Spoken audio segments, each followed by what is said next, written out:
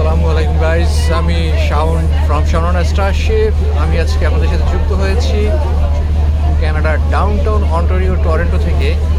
আমরা এখন একটা ক্রুজে করে সেন্ট্রাল আইল্যান্ডে যাচ্ছি। এখানে হচ্ছে 3টা ক্রুজের সিস্টেম আছে, একটা সেন্ট্রাল আইল্যান্ডে, একটা হলটনে আর একটা হচ্ছে পার্লে।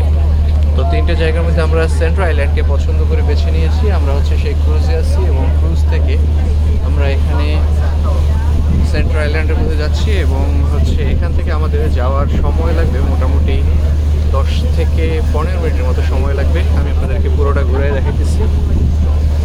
এই যে পেছনে দেখতে পাচ্ছেন এটাই হচ্ছে সেন্ট্রাল আইল্যান্ড, সরি না, পেছনে যেটা দেখতে পাচ্ছেন এটা হচ্ছে টরন্টো সিটি এবং আমরা অফ টু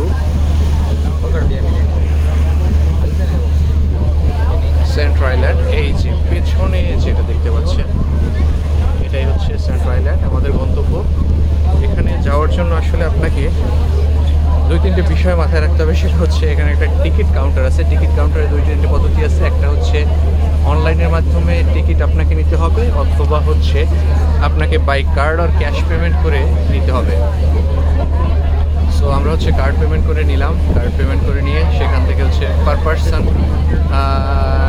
$9 সামথিং, মানে দুইটা হচ্ছে 18 ডলার 22 পয়সা নিচ্ছে।